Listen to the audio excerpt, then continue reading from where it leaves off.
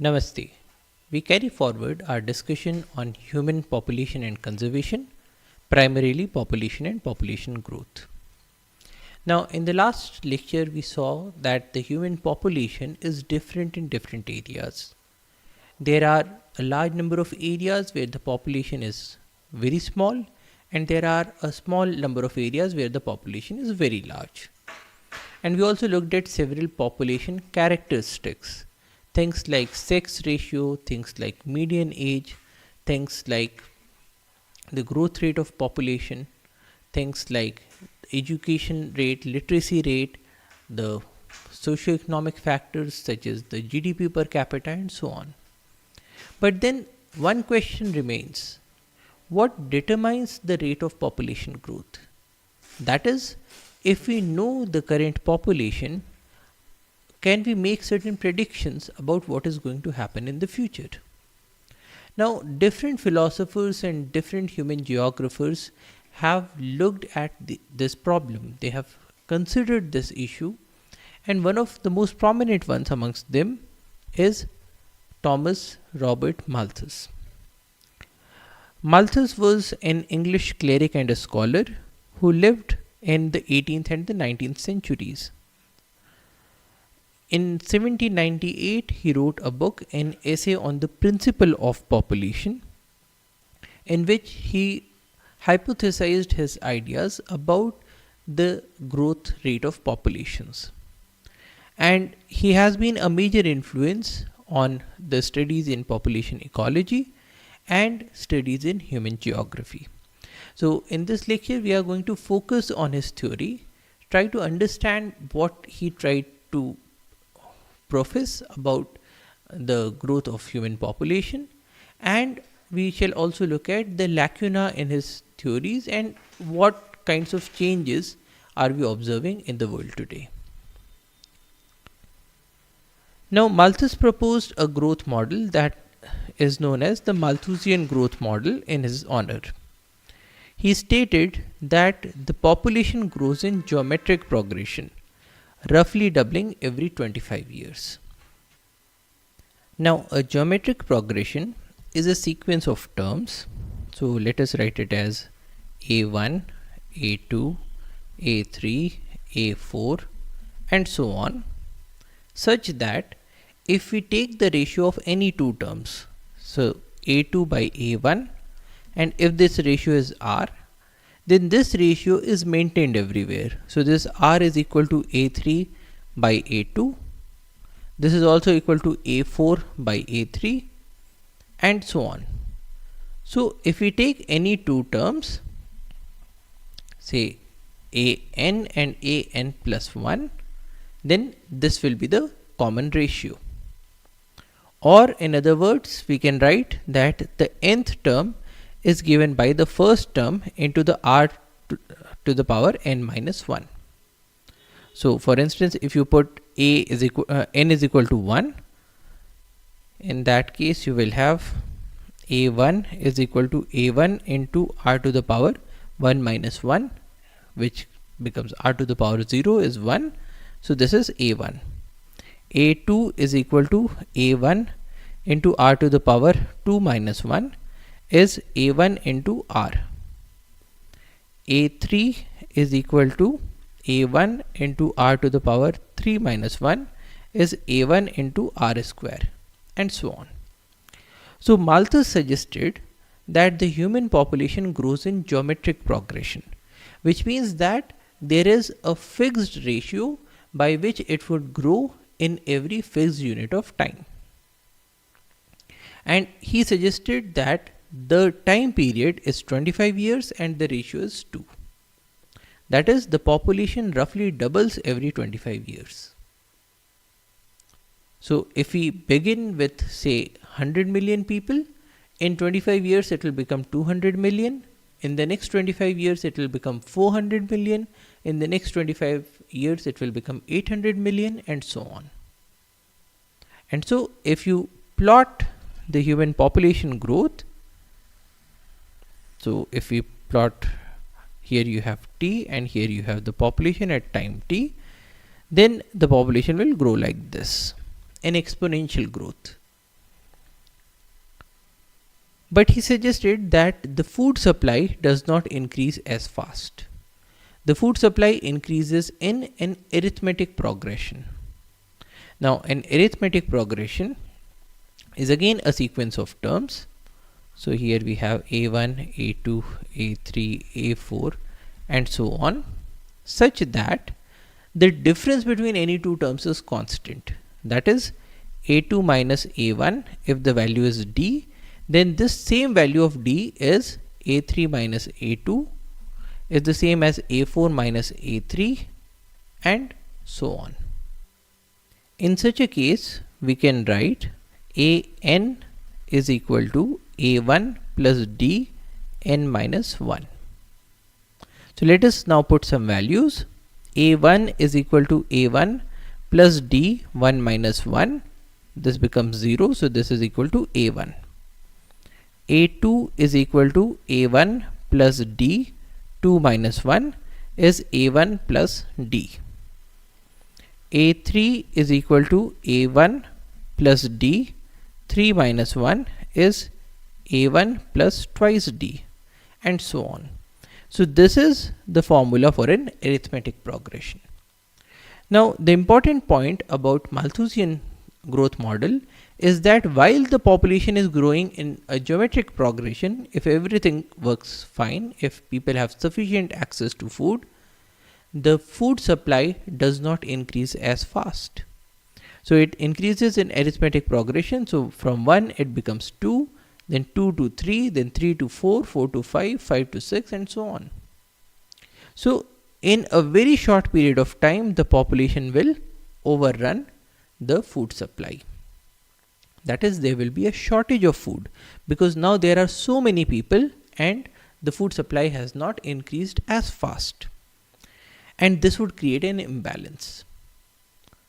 And this imbalance will be corrected by certain checks. So these are checks on the population, things like vice, misery, famine, war, disease, pestilence, floods and other natural calamities. That is, what Malthus is suggesting is that it is the inherent nature of human population growth to increase by geometric progression, whereas agriculture increases only by arithmetic progression. So after a while we will have a situation that the human population is too large and there is a shortage of food supply. Now this shortage will be overcome through certain mechanisms which is referred to as checks. So there can be a check such as a war. Now if there is a war, people get killed and the population size reduces. And when the population size reduces, now it is at balance with the food supply. Or you can have natural calamities such as floods. Now in the case of a flood, a large section of the population will be killed. And again you will have a balance that is again maintained. Or when the population size increases by too much, there will be disease in the society. And this disease will take a toll on the population size. The population size will reduce and again we will have a balance. Now these kinds of checks he referred to as positive checks. Essentially they are negative checks, but he said that the nature puts up a check, and which is why he said that these are the positive checks that nature puts up to maintain a balance between the human population size and the food supply. But then he suggested that there is also another way out. Something that he said are the preventive checks. Now by preventive checks he meant that humans themselves can do something to keep their population in check, so that there is no imbalance and nature does not have to put up a positive check. Now what are these preventive checks? They are things like foresight, things like late marriage, things like celibacy, things like moral restraint and so on. So if people marry late, if people produce less number of offsprings, if a certain section of population becomes celibate and so they just forego marriage, they do not produce any offsprings, in that case by these actions of human beings, we can keep the population in check. And when the population is in check, when there is no imbalance between population size and food supply, in that case, the nature would not have to put up a positive check. So essentially, there are two mechanisms by which the human population is kept in size. And if you look at this theory, the world population does show exponential growth. So for a large portion, we can say that okay, Malthus is correct in a large measure, because if we plot the human population, so on the x-axis we have the time, on the y-axis we have the population, and this curve does look like an exponential increase. So the world population does increase similar to a geometric progression. And if we were to put it mathematically, if P at time t denotes the population at time t, we can say that the rate of change in population, that is dP by dt, is a constant value multiplied by the population size at that point of time. By which we are saying that the rate of increase is a constant, and this constant multiplied by the size of the population will give you the actual increase in the population size per unit of time. And here k is a positive constant, and if we integrate both the sides, we get p at time t is equal to p0 into e to the power kt, where p0 denotes the population at time 0. That is what we are saying here, is that p at time t is p0, that is population at time 0, into e to the power kt. So if you put time is equal to 0, you get p0 into e to the power k times 0. So this becomes e to the power 0 is 1. So this is p0. At a time say p1, so p1 is equal to p0 into e to the power k. P at time 2 is p0 into e to the power 2k. P3 is p0 into e to the power 3k. And if we took a ratio, then p1 divided by p0 becomes p0 into e to the power k divided by p0 is e to the power k, which is a constant. So this is the constant r that we are talking about. p2 divided by p1 is equal to p0 into e to the power 2k divided by p0 into e to the power k. So p0 and p0 get cancelled. So this is e to the power k is r. So this is just another way of saying the same thing. In the case of geometric progression, we said that the ratio of any two terms is a constant r, and we can represent the same geometric progression in this form as well. So p at time t is p0 into e to the power kt. So this is just another way of saying that the population is increasing in geometric progression. Now the important thing is we can calculate the doubling time with this.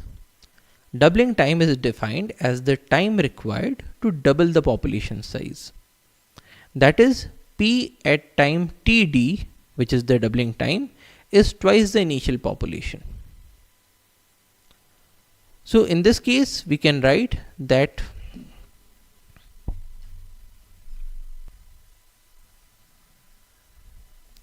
now we are trying to calculate the doubling time. So p at time td, which is the doubling time, is twice the initial population, which gives us that p0 into e to the power k into td is twice of p0. Now p0 and p0 get cancelled. Now taking natural logarithm on both the sides, we get k into td is log of 2.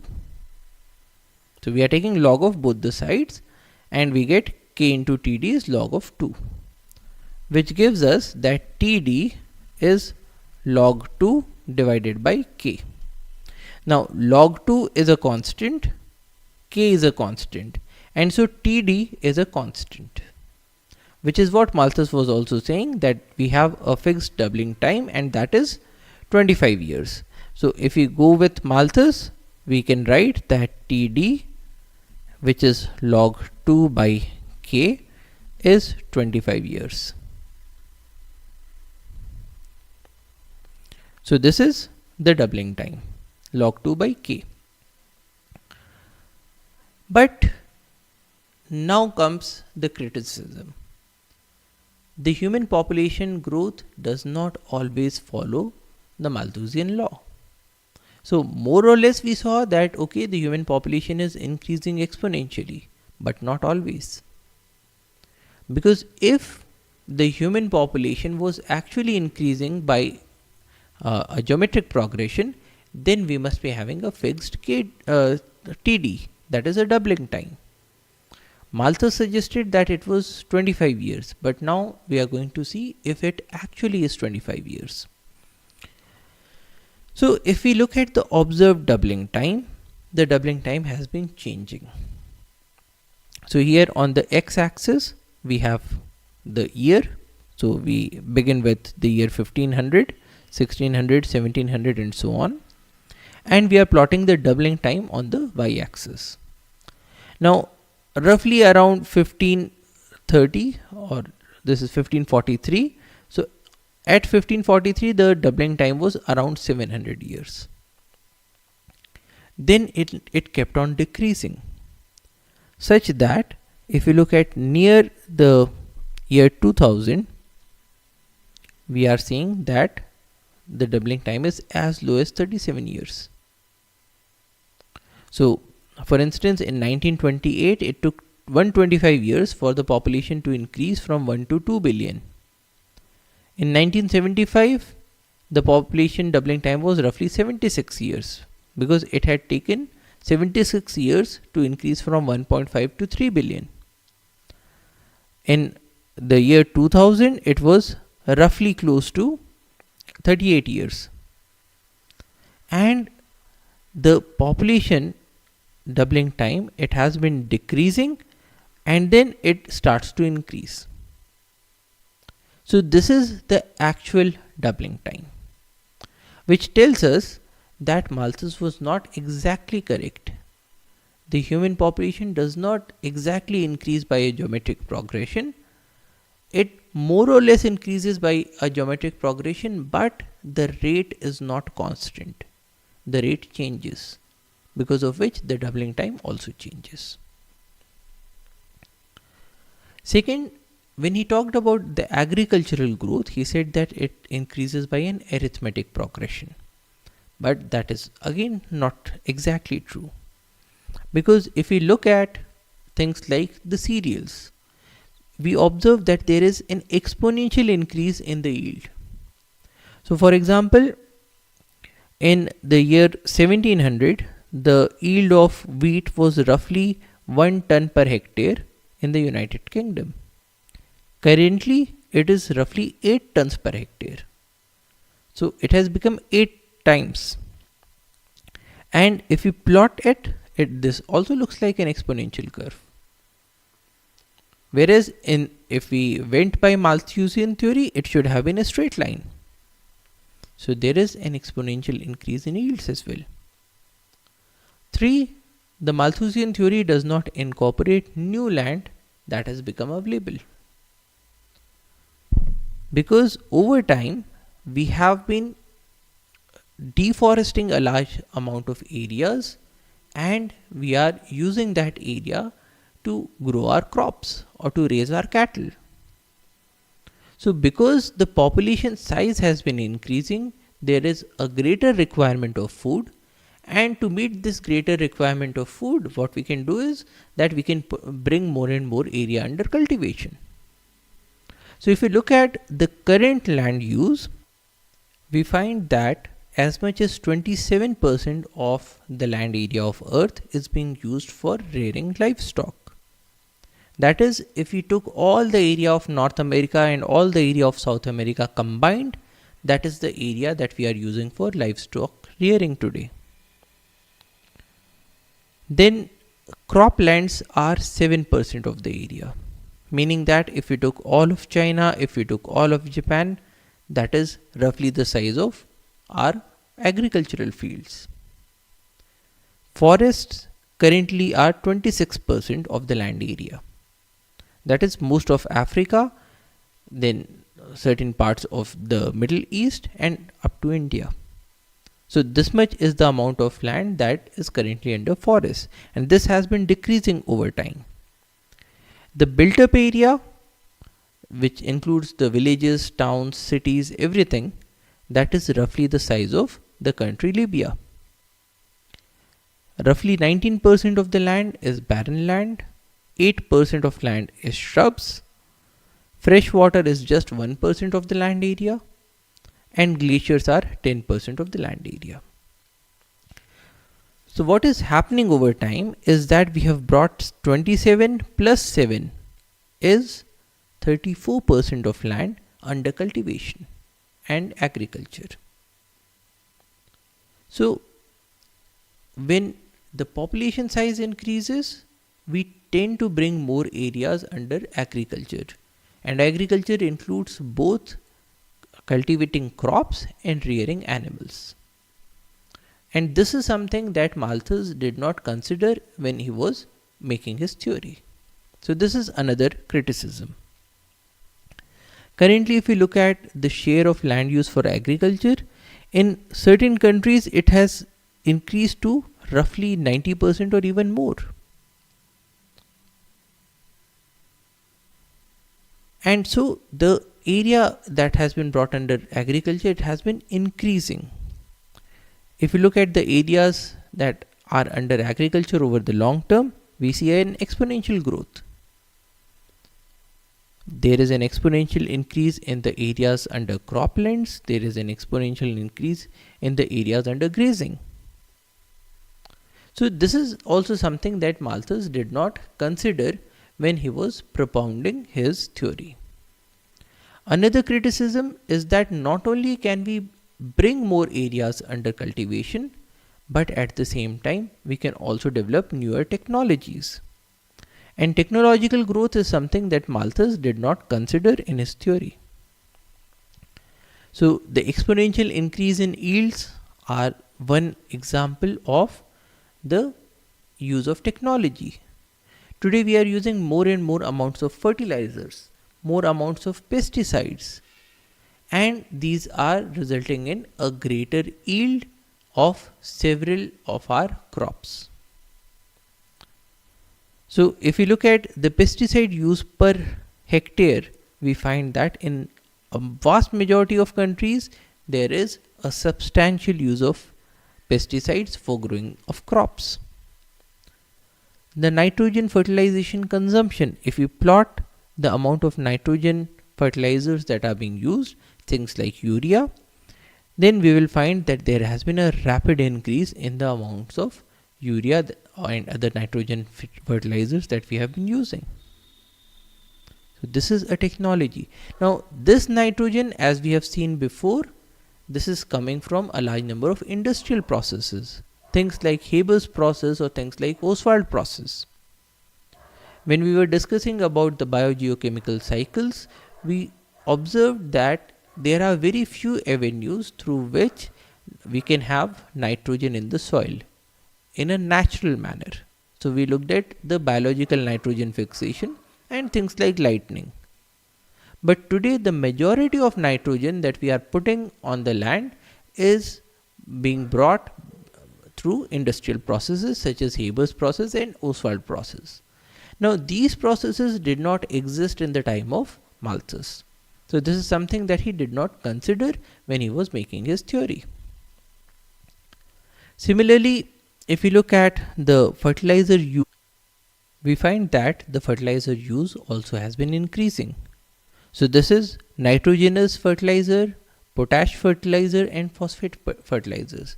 That is the N, P and K. And this is also showing an increasing trend in India and in the world. And the increased use of fertilizer brings a vastly great increased yield. So if we plot the fertilizer application, that is kg per hectare of arable land on the x-axis, and if we plot the cereal yield on the y-axis, then we'll find that for a large number of countries where we have more amount of fertilizer use, the yield is also very high. So the yield increases with increase in fertilizer application. And so this is another way in which we can bring a balance between the human population and the food supply. So the positive checks and the preventive checks are not the only ways that we have with us. We can also increase the food supply. So this is another point where Malthus has been proven wrong. Now, with an increase in yield, with an increase in productivity, we are observing that we actually require less and less amount of land to grow the same amount of food.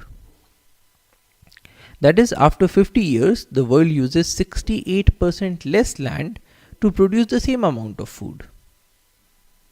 So increase in productivity is also a way through which we can bring a balance. Other criticisms include the fact that population is not related to food supply but to total wealth. It has been observed that as the wealth in a society increases, the population growth rate reduces and then it increases. That is, when people move away from poverty, then they tend to have fewer children. And this trend goes on till the society becomes extremely affluent, where again we find a small increase in the number of children that are being born. So in place of having a relationship with the food supply, actually there is a relationship with the amount of wealth that people have, the GDP per capita. So this is another criticism. Population is not related to food supply, it is related to total wealth in the society. Then Malthus did not consider population increase due to lowering of death rates. Today, the vast majority of population increase has occurred because of advancements in medical science. So earlier there used to be a large amount of infant mortality, child mortality such as under 5 mortality, and all of that has been prevented because of advancements in medical science, advancements in sanitation, and availability of clean water. Even things like washing hands with soap and water before eating food has brought a large amount of change. Now this is something that Malthus did not consider. Malthus only considered that if there is more food, then the population will increase. If the population has moved past the amount of food that is available, the population size will reduce. So he considered that the food supply is probably the only thing that governs the population size. But in actuality, we find that the population size is changing because of advancements in sanitation, advancements in medical science, and other things as well that Malthus did not consider. Then the preventive checks do not pertain only to moral restraint. We again have new technologies available. We have contraceptives, which can lead to a preventive check. That is, the humans can regulate their own population size without a moral restraint. So this is also something that was not available in the times of Malthus. And another thing is that the positive checks also occur in the low populated countries like Japan. So Malthus had suggested that when there is an imbalance between the population size and the food supply, then either we can go with preventive checks in the form of moral restraints, so we can reduce our own population, or we can keep our population size in check by having late marriages or by having celibacy.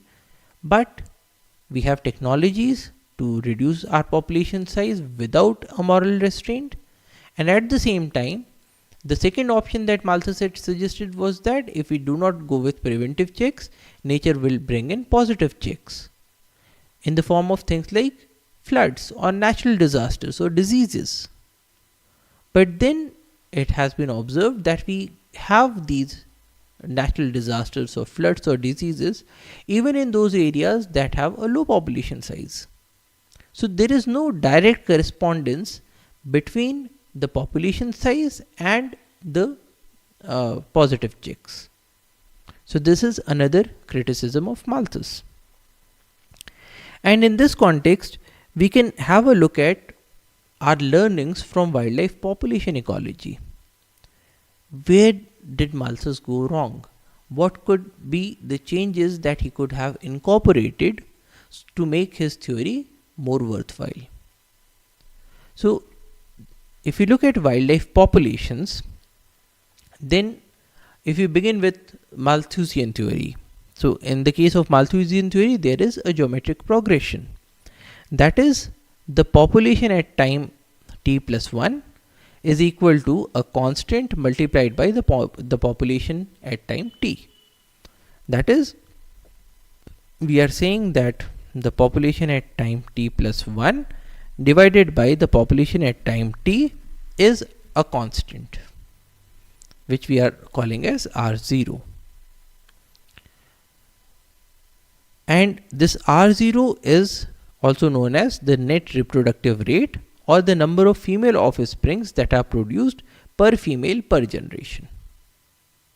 So we are using females only in this equation because females give rise to the young ones.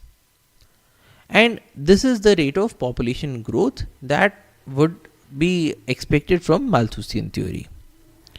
So if we take a constant R0, say R0 is equal to 1.5, and we begin with a population size of 10. In that case, how will the population change with time? So in the first generation, we will have the population is equal to R0 is 1.5 into 10. So 10 into 1.5 is 15. In the next generation, we will have 15 into 1.5, it will give 22.5. In the next generation, we will have 22.5 into 1.5, which is 33.5, and so on. So what we can see is that the population increases exponentially as is predicted by Malthus. So 10, 15, 22, 33, 50, 75, 113, 170, 256, 384. If we plot this, this is the kind of curve that is expected. That is, the population size increases exponentially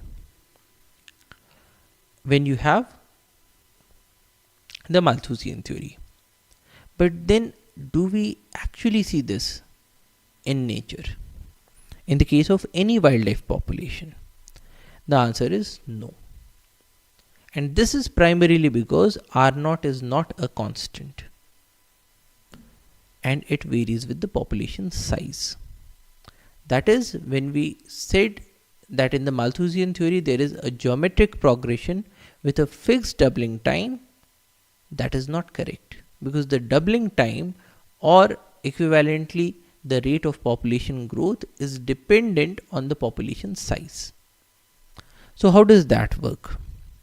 Actually, we find that most of the wildlife populations can be explained through the logistic growth equation. That is, the rate of change with time, that is dn by dt, is r into n multiplied by this factor k minus n by k. Earlier we were thinking that dn by dt is r into n, but then actually there is this other factor that is working. This factor is k minus n, where k is the carrying capacity of the environment, n is the current population size divided by k. Now what is carrying capacity? Carrying capacity is the capacity or the ability of the environment to sustain a wildlife population. If you have an environment with lots of food, lots of water, lots of space, then it can sustain a large population size. But if you have an area where there is a shortage of food, then the size of population that this area will be able to sustain will be less. And this is what we refer to as the carrying capacity of the environment. So it depends on a large number of factors, and when the population increases and it reaches to the carrying capacity, then there has to be a mechanism to keep it in check, because the population cannot exceed the carrying capacity, and because of that we are having this factor. So what we are saying here is that dn by dt is r into n into k minus n by k. dn by dt is Rn into k minus n by k. Now let us consider a situation where k, or the carrying capacity, is very much greater than the current population size. That is, suppose the carrying capacity is around 10,000 individuals.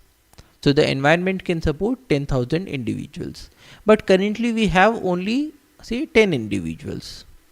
So k is very much greater than n. In such a scenario, we will have k minus n is approximately equal to k, because n is very small, so we can approximate that k minus n is approximately equal to k, or k minus n by k is approximately equal to k by k, which is 1. And in that case we have dn by dt is r into n into 1 is r into n. That is, when the carrying capacity is very high, population size is very less than the carrying capacity, we have this equation dn by dt is r into n, which is the equation of exponential growth. So in this situation we will have an exponential growth. But what will happen if the population size is already very high? So the next scenario is when k is approximately equal to n. So the environment can support 10,000 individuals and we already have say 9,900 individuals. In that scenario, we can write that k minus n is approximately equal to 0, because it is very small value. Because k is approximately equal to n, so k minus n is approximately equal to 0. So k minus n by k is approximately equal to 0 by k, which is 0. So in that case we can write that dn by dt is r into n into something that is approximately equal to 0. So this is approximately equal to 0 itself, or in this case dn by dt is approximately equal to 0, meaning that with time there is no change in n, there is no change in the population size, which means that the population size is now a constant. It does not increase at all. So this is what the logistic growth equation actually suggests. That is, if we plot the population versus time for any carrying capacity. So suppose here the carrying capacity is 100, and with time we will observe that in the beginning there is this exponential sort of a growth, but later on the population growth will become 0 and the population will become a fixed size population. Now such sort of a curve is known as a sigmoidal curve. We can understand this curve by taking the example of say rabbits on an island. So on the y-axis we are plotting the population size of rabbits, on the x-axis we are plotting time t. Now suppose there is an island, it's a fairly large size island, there are no predators, there are plants that are growing, and so the rabbits get their food, and you release say a pair of rabbits. Now how would the population change with time? In the beginning, so this is the pair of rabbits, so you have two rabbits here. So the rabbits do not have any predators, so they don't have to fear anybody, and they have plenty of food and there is plenty of space. So the rabbit population would increase. But because you only have two rabbits, they can only produce a fixed number of children or offsprings. So in the beginning, the population increases, but it increases slowly because there are less number of parents that are available. And as the number of parents increases, as the offsprings become mature and they start reproducing themselves, we will start to see a rapid increase in the population. So this will pick up after a while. And so now the population is increasing very fast. But because now you have an exponential increase in population, so after a while what will happen is that the whole of the island will have rabbits everywhere. And now there are so many rabbits that they are now facing a crunch. There is a shortage of space, there is a shortage of food. And in such a scenario, we will say that the population is now reaching towards the carrying capacity. And when you have such a situation, there will be a shortage of food for quite a large number of rabbits. And in that case, now they will have to spend more time looking for food, they will have to spend more time fighting each other, and the number of offsprings that are produced every generation, that will go down. Because more and more rabbits are now engaged in doing other activities. And so we will start to observe that the population now starts to have a reduced growth rate. And after a while, we will have a situation where the number of rabbits that are born is equal to the number of rabbits that are dying naturally because of old age. But when the island is completely covered with rabbits, it is also possible that there is a certain disease that erupts in the island. A majority of the rabbits get this disease because they are already poorly fed, they already are in a great amount of stress, and so their immune system is not working that good, and in such a scenario the population may actually crash. So this is what is normally observed, and we can observe these things even in the case of microorganisms. So if you take a culture medium in a test tube, you add bacteria and you plot the number of bacteria that are there in the culture tube, you will get the same curve. Now this curve can be divided into several stages. The first one is known as the lag phase, because here the parents are less in number, and so the population grows, but it grows very slowly because you do not have sufficient number of parents. Then the second phase is known as the log phase, where we actually find a logarithmic or an exponential growth. Then we have a phase of reducing population growth. So we have a phase of reducing rate. Then we have a period of stability, where the population remains constant, and this may be followed by a phase of decline, where the population size reduces, it declines. So these are the various phases that are actually observed in various natural populations. So it shows an S-shaped curve, so this is a sigmoidal curve. Now when we do population studies, there are two kinds of problems, or rather two viewpoints or perspectives that can be studied. So we may be interested in problems of statics. Now statics considers that the population is fixed. Now if we consider a fixed population, what are the parameters and what are governing those parameters? That is what determines the equilibrium conditions and the average values. So the problem of statics in the case of human geography may ask the question that okay, Bangladesh has a high population density. What determines this population density? How high can it go? Has it already reached the maximum point? On the other hand, because the population density in Greenland is less, what determines this value of population density? So what are the equilibrium conditions, and what determines those equilibrium conditions is what we ask in the case of statics. What determines the equilibrium conditions and the average values?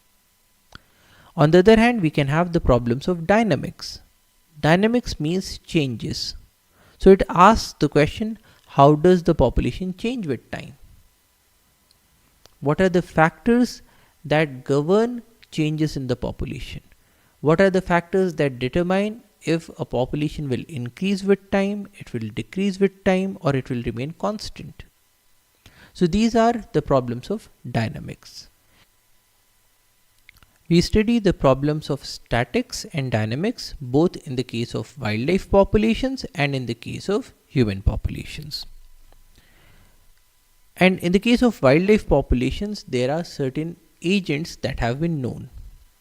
So the size of the population and its growth rate is determined by several extrinsic agents, that is outside agents, and intrinsic agents.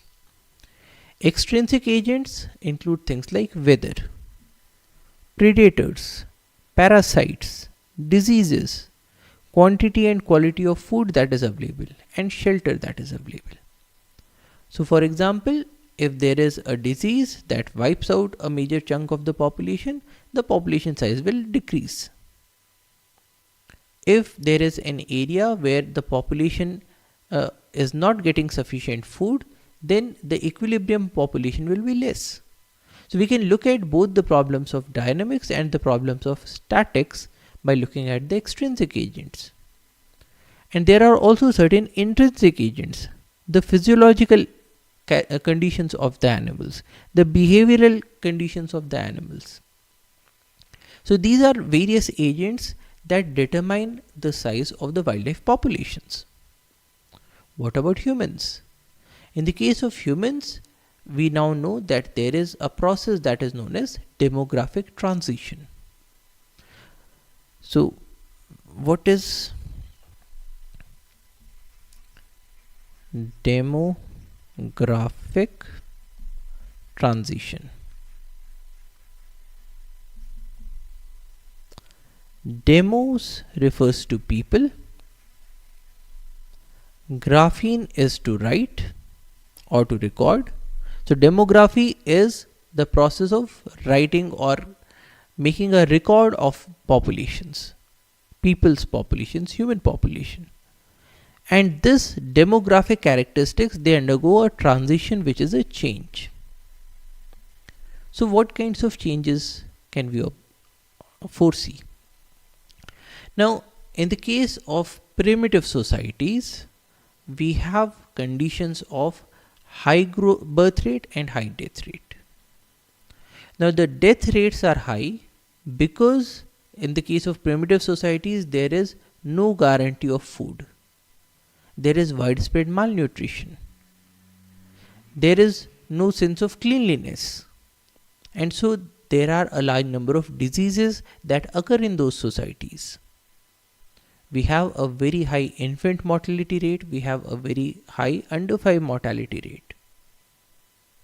We also have a very high maternal mortality rate. So during childbirth, a large number of women die. So a primitive society is characterized by a high birth rate and a high death rate. So let us write birth rate and death rate. So if we make a table, we can write that, and this is the stage. So in the first stage, you have a high birth rate and a high death rate. The death rate is high because you do not have sufficient nutritious food, you do not have medical facilities. And the birth rate has to be high in these conditions, because if you have a society that has a high death rate and a low birth rate, in that case the population will collapse in a short period of time, because the growth rate will be negative.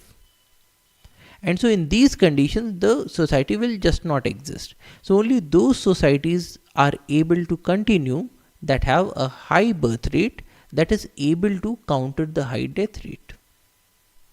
So this is in the case of a primitive society, a society without access to modern medicine or modern technologies.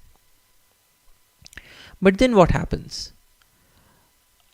With the advancement of science, technology, and our understanding about various diseases, our understanding about things like malnutrition, we make changes. So we ensure that people get good food, nutritious food, they get access to medicines, there is universal health care. Even small things like washing hands before eating food can make a big difference. People now understand the value of sanitation. So the sewage is dumped away from the society. The clean water that is used for drinking is very different from the sewage water. People do not dump their sewage in the same lake that they are taking their potable water from. Now with these changes we start to make differences in the death rates, because now the diseases are not that prevalent, and even if children are diseased, they are getting medical attention, they are getting the medicines.